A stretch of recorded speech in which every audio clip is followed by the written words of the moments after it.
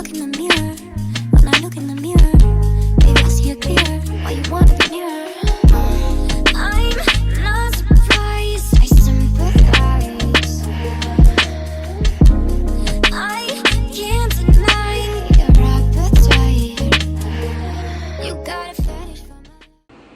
Hey everybody, thank you so much for coming back and tuning in to Amber Speaks 2. As I always say, I really appreciate you coming back and hanging out with me. You know, I appreciate all the love, the little love that I get, or the big love that I get. It's all appreciated, so I really thank you for coming to hang out with me. Again, I'm going to be doing a review on Rated Love Season 7, Episode 5. I'm way behind, and so sorry about that. But as you can see, I'm back home in Arizona, and so of course I had to come back and had to get readjusted, and then I had some personal things happen. I'm just gonna leave it there. Maybe, you know, on a story time I will share. Nothing too, I mean, it's kind of crazy, but you know, it ain't like crazy, but it is what it is. Dealing with family. Same different day, what can I say? Any hoot, I am going to be also doing a video for Arizona. So again, as most of you know, I'm a new transplant, so so many people have questions about Arizona, especially people of color. They're like, is it a good place to go? Like, how is it? Should I not? And so I'll definitely be, you know, expressing some more topics and some interesting things as well. So if that's something you're into, you just want to kind of hear what I have to say on that, definitely check that out. I'm gonna have to put another video out for episode 6 here in the next day or two. So I promise you, for real, this time I'm for real. I'm gonna get it out before Friday because I have to keep up, but like I said, it's super busy. So anyways, I'm gonna go ahead and jump right into this episode number 5. So to me, it wasn't, there was a couple things that, you know, I want to talk about that stood out more than, you know, everything else. It was kind of a, you know, mediocre episode for me, other than those couple of incidents, you know, with Demario and Jeffrey that really stood out to me. And what else stood out to me? It was the meetup with Jonique and Blake. Yeah, cringeworthy once again. But anywho, Corvea getting eliminated, not shocked. Wasn't a shock. I knew, you know, I knew she was either going, you know, when she left or the week after, she was eventually going to go, in my opinion. Sorry all the tatas are out, but, you know, it is what it is. I did think that potentially because all the fussing that Demario was doing, that maybe he was going to be able to waver the guys and make them feel bad enough for him, all the damn crying he was doing, and maybe she would end up staying. So that's why I was kind of like thinking, like, you know what, maybe if Demario keeps whining, then Corvea can end up staying, he could save her. So I'm shocked that he didn't win. I wasn't shocked that she ended up going home because I feel like she eventually was going to go home. I don't know why she was so shocked. She was like, I don't know how, but she was. Moving on. Yeah, and Demario was... There has to be some scenes that, because honestly, I don't watch. I know there's other scenes like on like the scenes that are cut out and aren't put on the show. Like, I don't watch those. I really like to focus on what they give us, because then I feel like it could alter my perspective, and that's again why I don't really pay attention to a lot of like outside reviews, or if there's any kind of information that comes out about the characters on the show. I don't like to feed into it or read it, because I feel like it's going to alter and change my mind or my perspective on what it is on the actual, you know, person or topic or the actual show. Like, I want to keep it to the show. They give you a 45 to 50 minute show, And that's what I want to like give my perspective on. If I let all these outside things or people or whatever, it's gonna be sloppy. So anywho, yeah, definitely Demario Capon was a little extra, and I believe that's why he went home too, because yeah, I do feel like earlier on he was connecting with people. I liked Demario in the beginning for sure. Like I definitely liked him a lot, but I just felt like him seeing Corvea go home, and then like he was just moping the whole time. I think between Corvea going home and then on top of that, him and Jeffrey's like connection dissolved. I think he just was over it at that point, and he was just trying to push through. Again, I don't know what kind of dates or conversations he and Corvea had that we didn't see, because I'm like, why is he going so hard? Like, he just really seems like he's very sad. Like, this is his girl. And then the fact that when she left, she was like, you know, he'll find his way home, or I was kind of like, what's going on? Okay, from what we've seen, it looks crazy, but there could be more going on that we can't see. So maybe they do have a stronger connection than what we all see. Listen, y'all, this is not the Blake hate train. I am not, I know it almost seems like, you know, I've kind of come down a little bit on Corvée, and I've come down a little bit on Blake. But I'm just a straight shooter. Like, whatever I see is what I see. And that's just what it is. I feel like I'm so tired of Blake. I hate saying that. Maybe in a different setting or in a different show or just, you know, whatever, but just in this atmosphere, in this environment, I'm so tired of him. And the fact that I just knew Blake was going home too. I swear I knew he was going home. And when they said tomorrow, I'm like, oh my God, okay, y'all are playing. So now I really feel like y'all are just doing this for extra. Because there's just no way in hell that Sue Ann, only one person can save you. Like, I can see if he had multiple connections, but he has one connection is with Sue Ann, and Sue Ann don't even really connect with him. In my opinion, I don't see no chemistry whatsoever. So, you know, I'm kind of over it. And everything with Blake just comes off so forced. And I mean, I know that, you know, they're on TV, you know, if he's never acted before, never been in anything else. I mean, I think it's weird if you really are green to, you know, being in front of cameras and things like that. I can see how that could maybe change you, because you're like not used to it, and so you're like, you know, like, how do I respond? How do I talk? Or maybe everything's just all weird for you. So I'm gonna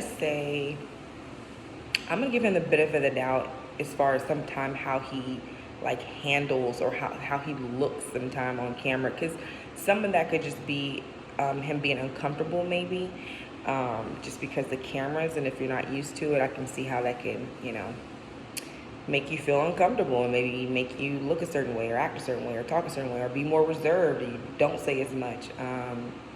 So I don't know. I will say that conversation between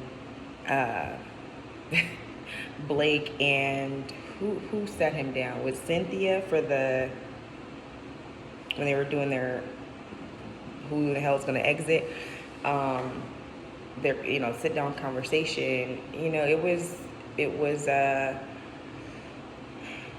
don't want to say awkward, but I feel like at the end of that conversation, he was like, when he complimented her or whatever on her dress, whatever. I don't know. I just feel like with him, everything seems so forced. It seems so, I don't have words, literally. And then him and Jonique sat down too. Oh, let me get on that. Him and Jonique sat down, had that conversation. This is like not in order, but I'm going to say this because, like, why come every time he sits down with somebody, especially like when it comes to, like, it's a date, right? So I feel like on a date, you're supposed to be like more free-spirited, more open, just more loose. Like, I'm like, do you need a drink? Do you need to like what do you need to like help yourself loose? Do you need to do some jumping jacks? Do you need to like go to the gym first? Like, do you need to like do something like to loosen up a little bit? And I felt bad for Jonique because she's sitting there having a conversation. She's talking to him, and he's like a brick wall, you know. And it's kind of like, what is? And I feel like that was definitely put together, obviously by production, because it was so forced. They never had any connection prior to, so they definitely really had no business sitting down with each other from the get go. But I feel like he could have been a lot more. I feel like he was already cut off, and then it was getting worse. I think it was getting worse for him because when he was like, "What do you like to do?" He was asking Jonique like what she likes to do, and she was like, "Oh, I like to kick it with my family. We just like to kick it and just." This certain words she was saying, and I could just tell he was slowly like melting away. So it was kind of funny. It's kind of funny. It reminds me of my dad in that way, because my dad is like. Anyways, I'm not gonna I go just there. feel like to like wrap that whole thing up, I just wish he was more open. But I mean, you can't make someone who's uptight like a free spirit and open and outgoing, and you can't make someone who's like that like open up. So it's just super funny because I'm like, dang, this is so cringeworthy. It's just as cringeworthy as it was when he sat down and had that conversation with forgetting her name now, but who he let go. I think he ended up letting, I don't know if he let her, did he? Yeah, letting her go in that date. And she sung at the end when she was exiting out. I'm forgetting her name right now. But anywho, it just reminds me of that. It's like every time he's in a scene, it's like, so there's no other word that I can find for other than cringeworthy. I don't know. And he got saved again.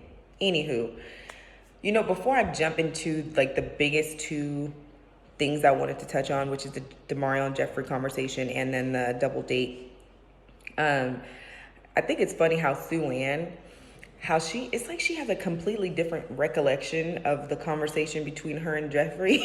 Because when she went and talked to Blake and was like, yeah, it was like, or in her confession, she was saying that she thinks that she was at the adult table and Jeffrey was at the kiddie table. And I'm thinking to myself, are we watching the same show? Because I was actually thinking quite the opposite.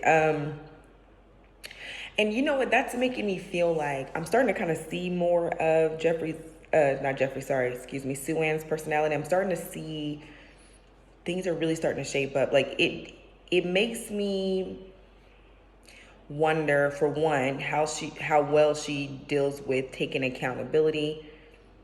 It's just like a lot going on. It's like her it's like her like her lack of self-awareness, or I can't even like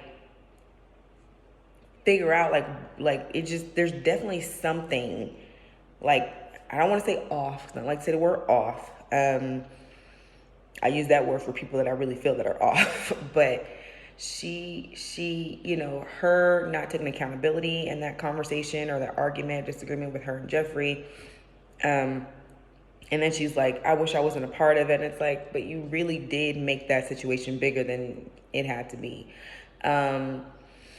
And then on top of that, her being oblivious to Blake. And everyone has seen this energy with Blake. Almost every woman has seen this energy with Blake except her. So it makes you feel like not only you don't take accountability, but now you're acting oblivious, like you're always in the clouds about certain things. It's like, it just makes me feel like she's like living in an alternative universe. And that sucks, because she's a beautiful woman, but and she's attractive, but that's like not attractive to like be that like far behind in life. So I'll keep watching. But I'll just jump into the Demario and Jeffrey situation. I honestly feel like Jeffrey, in that conversation when she sat down and talked to Demario, I really feel like she came open. She came ready to talk and things like that. I feel like Demario already had his decision made, like going into that date with Jeffrey. I feel like he came in super defensive.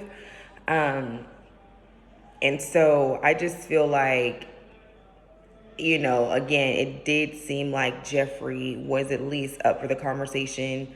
that she was, I guess maybe happy to see him too. And he just was like not having it. And this is my issue, like with men like Demario and like how that whole conversation ended. Before I say that, I will say what I like. I like how Jeffrey handled the situation in regards to, it wasn't like she had pulled the plug. At least she didn't seem like she had pulled the plug. But I think with his energy, she was just like, okay, well, like, it is what it is. But I feel like she keeps the same energy. I feel like she's probably dated around, or at least have had some experiences with these men. And she just don't even, either she never was the kind that play, or she used to be that woman that, played with fire, and she learned through growth and experiences that when you start to see these certain red flags in men, that you just cut it right where it is. I don't play, period. So I've always been that way. So I am very familiar with that. Like up. Now we've had moments. I'm not perfect for the most part. I've always been able to kind of see it and believe it, and I'm done. And there's some people where I kind of give a little bit of rope to. But with her, I like the fact that she's kind of like, oh, yep, she's seen the red flags in Blake. She's seen the red flags in Demario, and it's kind of like, okay, she's like, well, that's not gonna work. I can still appreciate that. If every woman could do that, just that piece, we would all be a lot happier. We would all be a lot more sane, and not letting these men have us by the brain straps, if you know what I'm saying. So, I can't appreciate that. Now, Demario, he did what I call a B move, but I'm not going to say it all the way because we're on YouTube. But the fact that he, got pissed off and said, I don't even know what she looks like without makeup, and you weren't thinking about that before when you were, pursuing her. Now all of a sudden it's an issue because you're salty and you're feeling away. I cannot stand men like that. I can't stand it. I've ran into men like that, literally you don't get your way until you throw a hissy fit. You know what I'm saying? The thing about me that I'm happy about is I've never given enough to that person to where they can use anything at any time on me. So I am grateful to say that. But he's the kind of man that you wouldn't want to accidentally sleep with too soon, and then you piss him off, and then he's out there telling you, oh, she ain't all that, she ain't this, she ain't that, oh, that don't smell good. And he's that kind of man to me. When that energy that he gave off in that interaction made me feel like he's the kind of guy that would, oh, it wasn't even all that, or she's not all that, or I don't know what she look like. And he just seemed like that kind of type of he just seems like that kind of man. And that to me is such a turn off. He definitely did start off stronger with the ladies. I definitely thought that I was going to like him through the end. But he definitely started, the more drinks start flowing, the more his personality starts showing, the more his, he kept talking, the more I'm starting to see how he can be perceived as controlling or jealous. Some women, I'll say this: some women don't mind jealous men, and I would say if a man who's jealous or controlling, and a woman who's accepting of that, I would feel like, okay, are you insecure? Is that the only kind of energy you feel like you can get from a man? Because I don't do that. The first sign of jealousy, I run. I've always ran when it comes to when any guy shows any sort of jealousy or control. It's one thing to be protective of me. It's another thing to be jealous, and if I'm talking to another man, or if I'm, being friendly with another man, it turns you off. And they were playing a game, they were playing a game. Yeah, that's crazy. I mean, like I said, they were playing a game, and it can't be that deep. I mean, for him it is, but it can't be that deep. And she's not your woman, I can't stand when a man is possessive. I mean, especially over a woman that's not even there. That's just next level, not cool. So that conversation with Demario and Jeffrey definitely was, it was eye-opening for me when it came to how Demario handled the situation. I just wish he would handle that situation with more integrity and grace. It can't be that serious. And the fact that, I'm actually, when it comes down to it, you're on camera, you're on TV, and if you're able to show, you're okay with showing those colors, that tells me that you ain't got no mask, you're not coming in with no mask on. So I guess maybe I shouldn't be too mad, but or women, we shouldn't be too upset that when a man shows us who he is, right away, that gives us an opportunity to exit that situation a lot sooner. So, and I'm not saying he's a bad person. You can not be a bad person and still be a control freak or be possessive or whatever. I don't think it's a good trait to have, especially, in a relationship and dealing with women, The last thing I'll touch on is the double date with Blake, Marcia, Blue, and Jeffrey, which I don't even know why that date even happened, because clearly Blake and Jeffrey, they made it clear that was a no-go from the last time. So it definitely seemed a little messy. But what I will say, the thing that stuck out to me, obviously it was super cringeworthy and not fun to watch, because it's you can tell there's some energy between, it's entertaining to watch, but it's uncomfortable. But the energy between Jeffrey and Blake was so crazy. But let me tell you, I believe something happened. Something went down. So I can't wait to hear what Jeffrey has to say. Hopefully they open it up and they don't just gloss over it at the reunion. They'll do some subjects that I think need to be, talked about more in depth. Because she seemed completely okay. He's the one that seemed like he had an issue or he was feeling uncomfortable. If you didn't do anything wrong, or that you didn't rub her the wrong way, or whatever the case is, you shouldn't feel uncomfortable. I think the reason why Jeffrey felt so comfortable because she knew who Blake was. She knows who he is now. You know what I'm saying? So it's kind of that's something that I would do.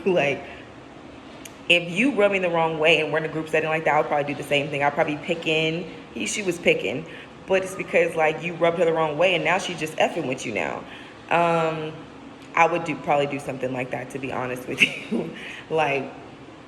There's a reason why he feels so uncomfortable. There's a reason why she feels completely comfortable and not fazed. And she doesn't mind picking with him. And she doesn't mind, she's probably now that she knows who he is, she's let me get under his skin. Let me see if, let me see if I can get people to, see if he flip in this moment. But he's so probably used to learning how to be calm, cool, and collected in these type of circumstances so his mask doesn't slip, that she wasn't able to get that out of him all the way. So then he starts talking all about positive vibes, positive energy, whatever the positive talk he starts saying. But really underneath, I know he's raging, he's going crazy, right? So what I took away from that is I believe something definitely did take place. There was definitely something weird that happened between those two. And the reason why Jeffrey could stand on it and pick on him or be extra in that kind of circumstances, because she already knows who he is. And so now she's just having fun with it. And he's the one that's uncomfortable. So it'll be interesting to see how everything plays out. This episode was cool. I'm excited to see, more of the layers pulled back. I'm really ready for the reunion. That's going to be a good time. So I will be back to do the review on episode 6. Again, I just want to talk about the big thing, the big things that stood out to me on this episode, and just give you my thoughts, my perspective, per usual. But again, thank you so much for tuning in to Amber Speaks 2, hanging out with me. Please comment, subscribe.